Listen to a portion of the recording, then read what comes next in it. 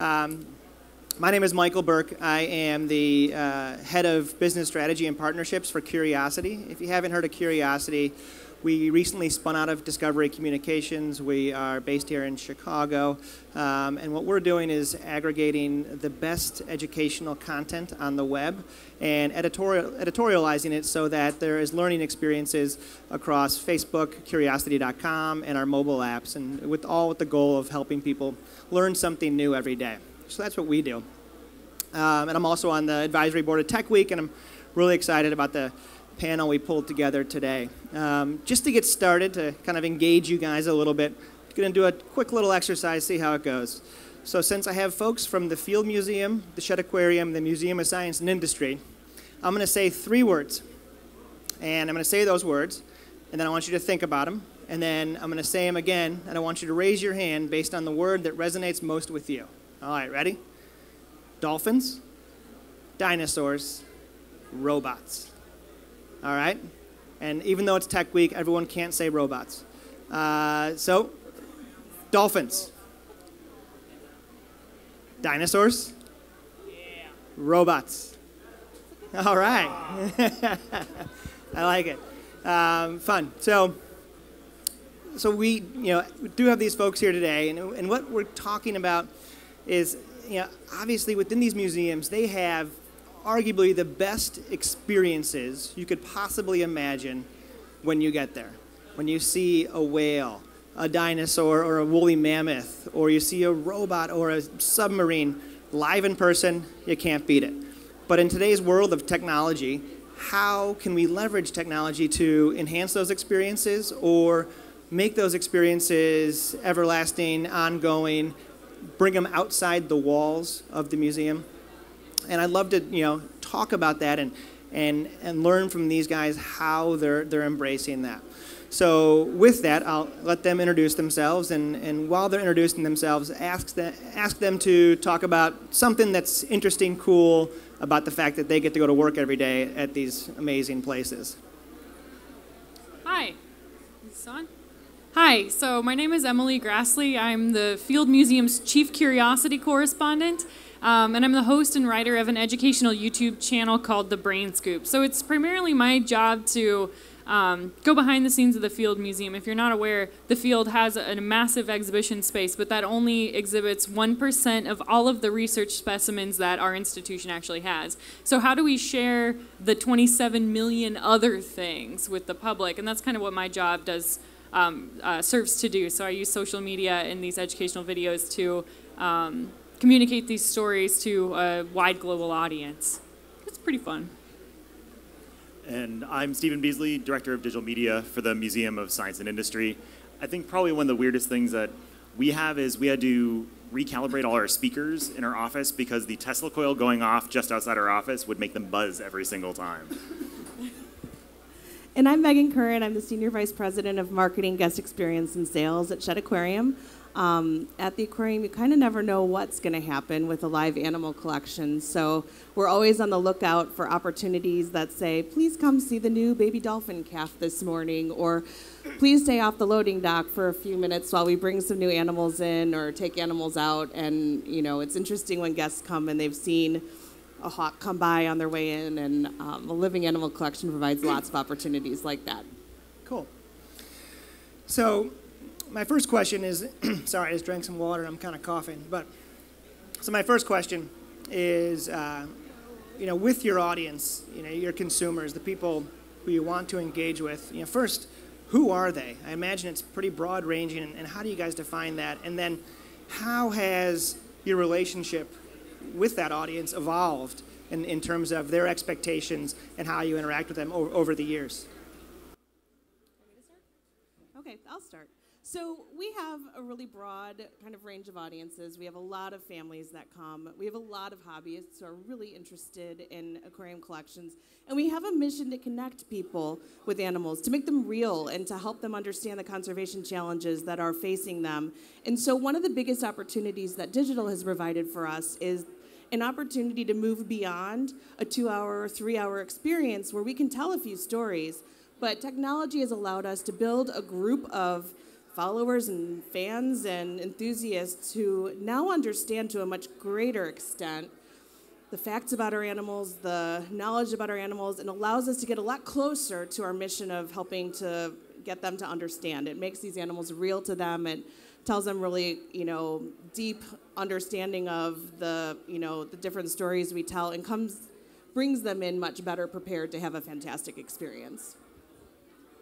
We'll just go in a line. Yeah. So our core target is probably pretty similar to yours at the Shed. It's primarily kids 8 to 12, and then their families. But then it scales way up and down from there. And 8 to 12 is important to us because that's basically when you see sort of that middle school when kids are losing interest in science, and also when they have, frankly, really terrible science teachers. Like, if you get traumatized in that moment is when we can potentially turn you off forever.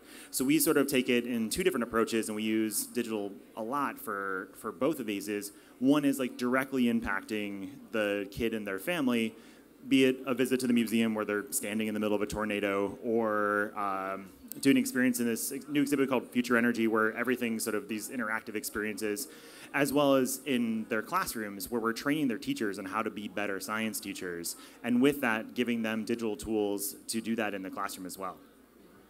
So I can't speak necessarily for the Field Museum as a whole because I'm in the science and education outreach aspect of it. But the Brain Scoop as an educational YouTube program and social media enterprise, community, we primarily target the 16 to 24-year-old demographic. We have a strong focus for science enthusiasts in general. So our motivation is to really prolong scientific literacy throughout every different stage of education. And I would say another large group that we appeal to is women and girls, because there's just a general lack of representation of women in science and women scientists in the media. So that's kind of what we've been focusing, honing in on. But it's really, with something like YouTube, it's really difficult to actually get a good sense of who's watching, because I think our audience tends to be a little bit younger at times, but 8-year-olds can't get their own YouTube account, so you see a spike in people in their 30s and they can lie and say they're older. Yeah, so it's really in the sense of like that digitally, when you have these analytics, you want to look into them, but they don't always tell the whole picture. So I'll start with Stephen, and then you guys can answer the similar question. But if you're going to put a kid in, or anybody in a virtual tornado, right, you can't replicate that online. That's an experience you have to have.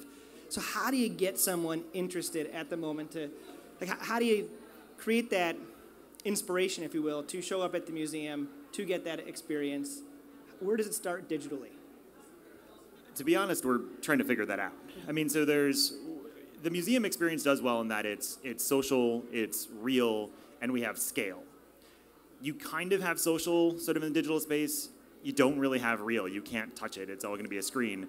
And you fundamentally don't have scale. You're restricted to the size of the screen that you have. So we ultimately look at like what are the affordances of sort of digital itself. So that is where you have a much longer interaction. If you're at the museum, I mean, especially in a field trip, those kids burn in and out in like 2 hours or 3 hours. It's really quick. And if you look at the average dwell time at any exhibit interactive, it's seconds, not minutes. And that's where we look at the things that we're building digitally are things that are able to be used sort of in a much longer time frame and are sort of something you can go back to over and over again. And I think that's where you kind of look at like what's digital good at. And I mean, for us, like it's some like goofy flash games on this like little orange guy that like does physics, but we made that for fourth graders to understand simple machines, and it gets like massive attention.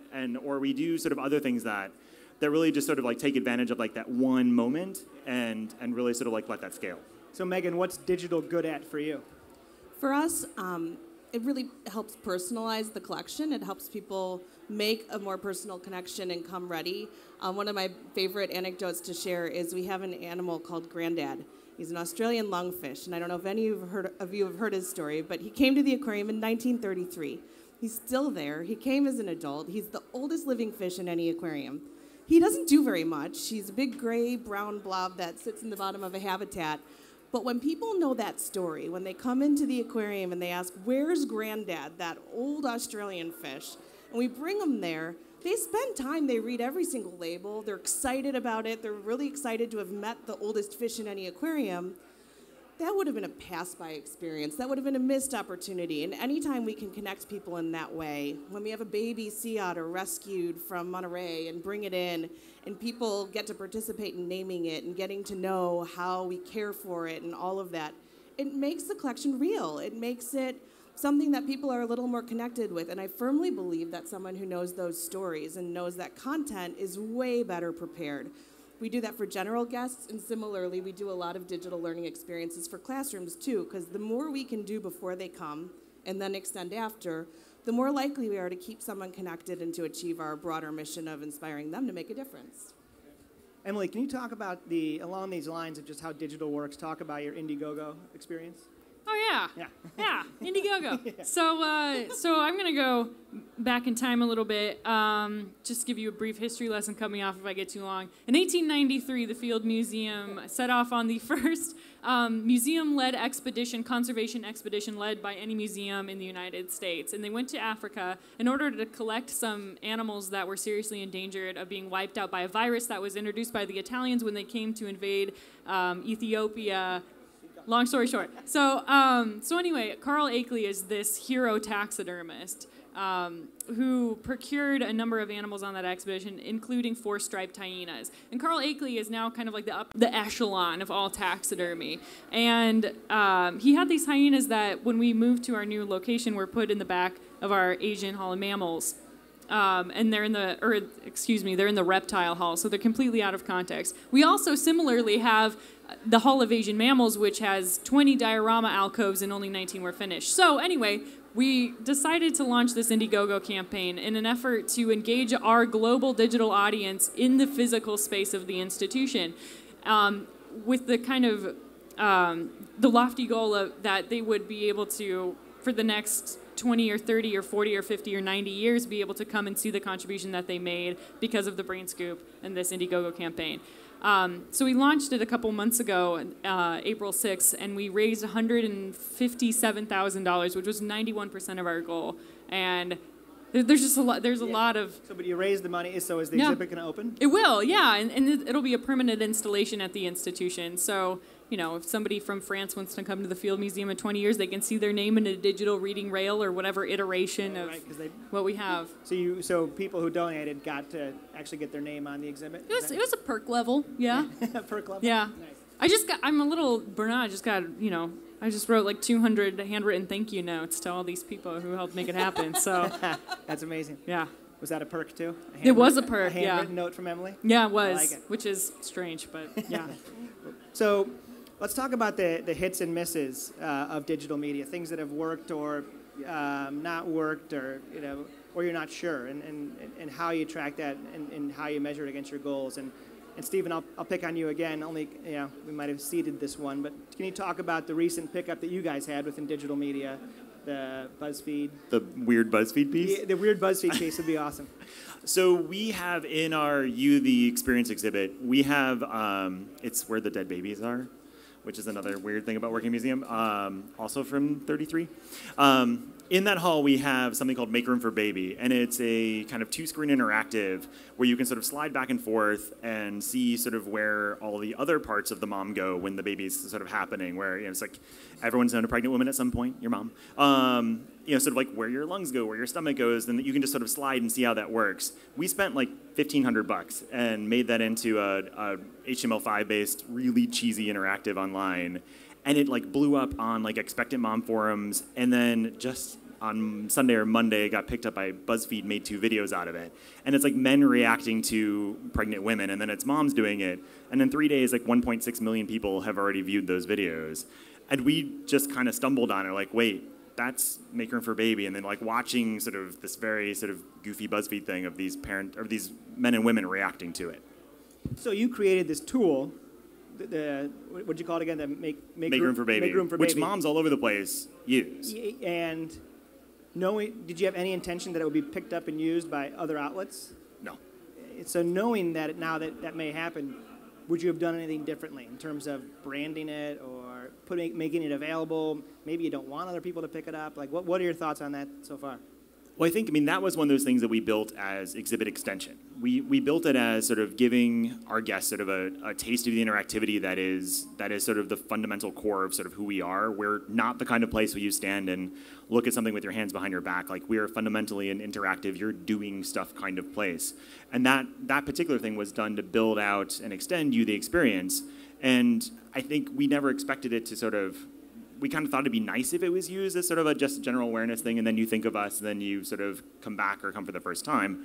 But I think now, knowing that it is potentially like a true marketing piece, is we would sort of link it more closely to sort of a prompt to visit, but you have to do that really carefully so it doesn't seem cheesy. Got it. Anyone else? Any other kind of stories of just massive successes or major learnings that you could share with the audience? I would definitely build on the fact that kind of the changes online and the way news gets shared and the BuzzFeeds of the world and the Jezebels and everyone else has really changed the way we announce things sometimes. And I think knowing that making B-roll available allows sites like that to really have fun and share an enthusiasm that as a scientific organization you probably can't. When we brought a Sea Otter Luna to the aquarium, we had a headline from Jezebel that's one of my favorite headlines ever, and we never could have written it, which was, Chicago is losing its shit over this new baby otter. And it was true. People went crazy, and it was great. And there's an amplification and a level of enthusiasm that we're continuing to learn how to let that happen, because back to what I said, that gets leveraged by people who care about this animal, and they come back to our sites and they ask, are there any updates? Where are the new photos, please? What's going on? And we know it's working. And so we've worked really hard to continue to try to watch how those things are changing. For a while it was all images. Now it's back to video, and continuing to watch the trends. The biggest thing I'd say is that we learn, and every few months it's different what works, and it's challenging, but it's kind of exciting to see when it actually does work. And you can't predict it. Gone are the days, I think, that all of us are sitting brainstorming of how do we make a viral video, because you can't. Someone else is going to do it for you probably, and you just have to make sure that you democratize the tools enough that someone else can play with it and have a little fun. You just give them really good B-roll. Yeah. Well, it's not a viral video until someone shares it, so you can't actually make a viral video, right? So then that kind of leads us to the content creation then. If you are going to be creating a video, where does it start? How do you come up with the the idea? Who do you go to internally? What's the process for thinking, I'm going to create a good video? We have a hard time narrowing that down because I work with 125 science staff. So that is a big challenge that we have, but we refocus by helping to share some new research that they've published. But what do you do when the research is about lichens? Who even knows what a lichen is? So then that's kind of like the fun challenge of getting to know the researcher, and then you learn, lichens have been exposed to space and were exposed to cosmic radiation for 16 days and then brought back to Earth, and they continued to grow. Whoa! That's a pretty amazing, it's a pretty amazing fact. So you find those little tidbits that can be like a tweet. They can be like, holy shit, Chicago's losing their crap over these baby otters. And then you're like, lichens can exist in space, but they can't live in downtown Chicago. What does that mean? Environment. Like, come on, let's get our act together. So like that's kind of finding the humor in any kind of story, I think, helps make it effective. Well, it's actually interesting too, because at Curiosity we think the same thing. Like, no one's going to wake up in the morning wondering about lichens. But if you do tell them that quick fact, maybe they'll be interested, and then, holy cow, now I know. So but how do you being ignite smart that? And being nerdy has become cool in a way that it wasn't 10, 15 years ago. And to know that sort of lichens from space do better than lichens from Chicago. I mean, that becomes a fact that then is you feel better about yourself as opposed to I'm a nerd. Yeah. So people who were around 10 or 15 years ago, why wasn't it cool to be nerdy then? I was a nerd then, so. I don't know. I wasn't a nerd. Well, and I'll add to that point, because we talked about this a little when we talked earlier, but that is a really important point, because a lot of our staff that work with these animals have all these really cool facts pent up inside of them, and they don't know they're cool because they weren't for a while. I don't think publicly that was such a thing as it is now, and reminding them that all this stuff that's amazing and cool, and we just need to figure out how to capture it. Where are all those other random behind this pictures that people are taking as part of their job, or things that we just love to get on camera so someone can play with it? And that's why I think Emily's role is so cool, that we're continuing to struggle with. How do you do that with more? How do you find those great stories and continue to tell them? I advocate for every cultural, scientific, and artistic institution to employ a chief curiosity correspondent. This is a great idea. You just need an in-house journalist to go around and put a microphone in front of, a cephalopod expert's face and be like, "What'd you do today, Janet?" And she's like, "I dissected a giant squid." And I'm like, "That's awesome. That's great." It just sells itself. Love it. Yeah. So what's next? More content, better content, like launching content in different places. Like what's next for that aspect of the business? I would say consistent content. I mean, having a consistent brand, having a consistent voice, and being a place where people know on a boring Friday night, they'll be like, "Yeah, what's going on at Shed Aquarium? I'm gonna look through their archive of baby otter photos, or see what MSI is up to, and play around with a virtual baby machine." I don't know, but just making ourselves present is like, even though we are physical locations, we do exist very much online. So too. I'm not sure if we're out of time. We might be, but are there questions? Anyone have questions in the?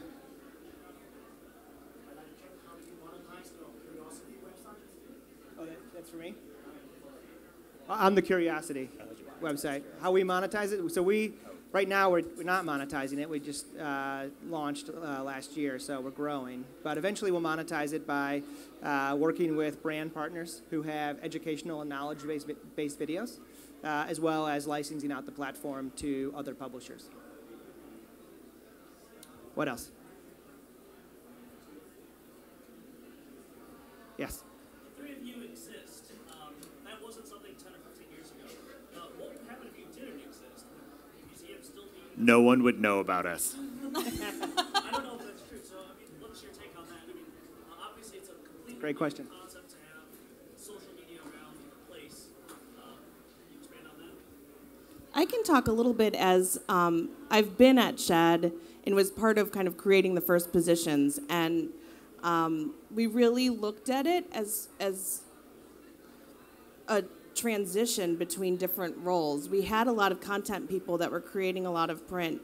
We transitioned into more digital and originally just kind of started transitioning roles and training people and eventually adding people, but we look at it as a whole, as how are we telling our stories, and we know that this is, the resources. A lot of people talk about online is free and digital is free. It's not. It's the resources you put behind it, but it's people resources, not an ad spend or whatever else. And so we've always looked at the budget fairly holistically and said, given what we're trying to achieve, when you look at our mission, this is a really important piece of the marketing plan. It's an important thing beyond. We're really good at saying, come to this great event and buy tickets, but making sure that we're telling a lot more and connecting to the mission is really more of the return on investment for us. And it's just kind of been a pretty natural progression. Once you start doing it, the organization starts to get,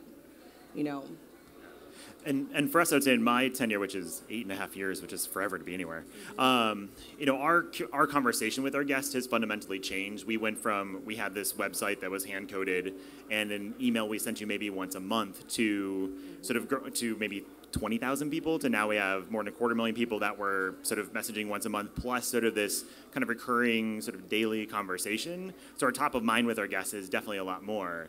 And the site in general is sort of become, and it's a website. Like, it does the things it's supposed to do. But ultimately, it is the next step for any communication we have with the public, which really wasn't the case maybe not 15 years ago, but 20 years ago. It's like maybe you read an article, maybe you saw a print ad, and your next step was to decide whether or not you come based on solely that information. And I think for us now, it's really sort of the site's job, and we're about to relaunch ours, is really to sort of like convince you, it's like, why should I go? And ultimately, or why should I give, or why should I become a member? It's ultimately sort of like that transactional piece. Yeah, it is the next step in the line of things. Our institution has been around for 125 years, and so there's a lot to share within that. But you have to continue to evolve. There are these platforms. We always talk about how we have to compete with other entertainment venues. Probably not so much for the Shed, but like with the Field Museum, like everything we have is dead. So how do we make that that appealing and relevant to people who have shorter and shorter attention spans, who want to spend their money at the movie theater instead? And so it's just or just stay home. Yeah, or just stay home. So it's maintaining relevance and allowing people to feel like they can visit and be a part of an institution, again, that's stationary, but from home. And digital new communications and digital media has allowed us to do that more than ever in the last 125 years. So that's great.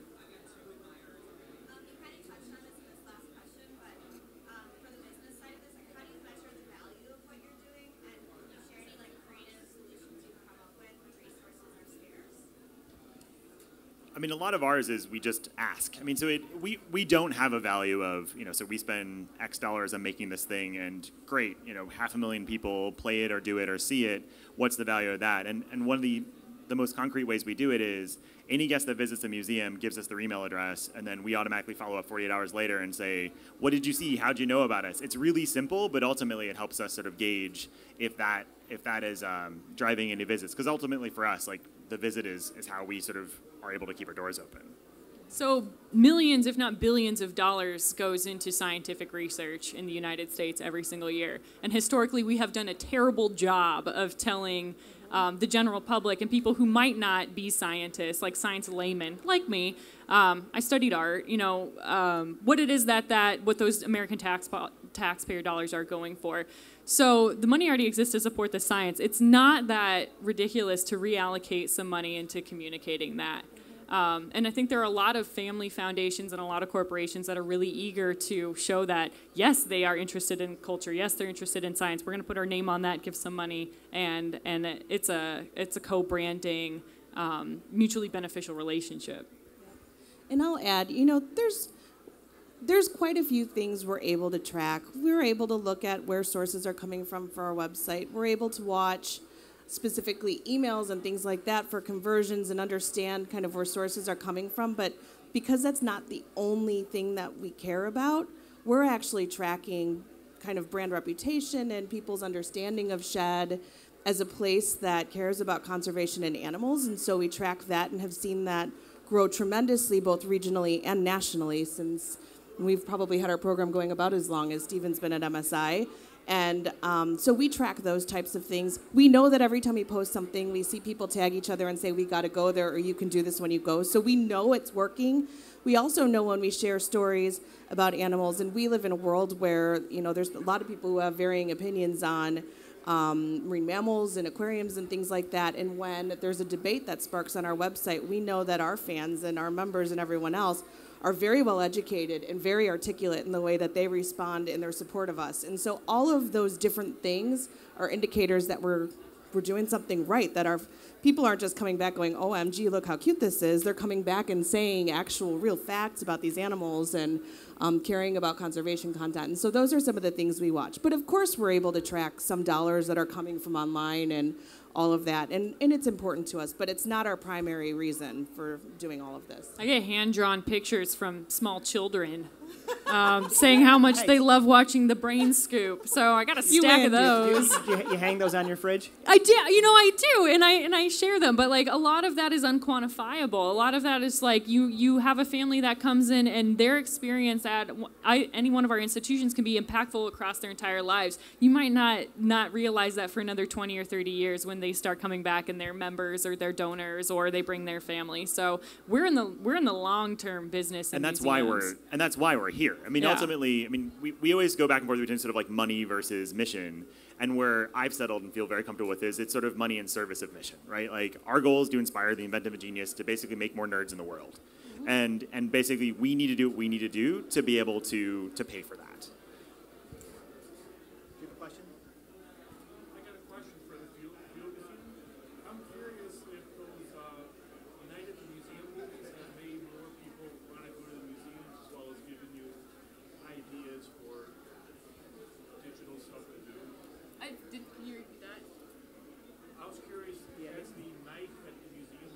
Oh, yeah. And more people want to actually go to museums as well as giving you ideas of digital stuff. Yeah.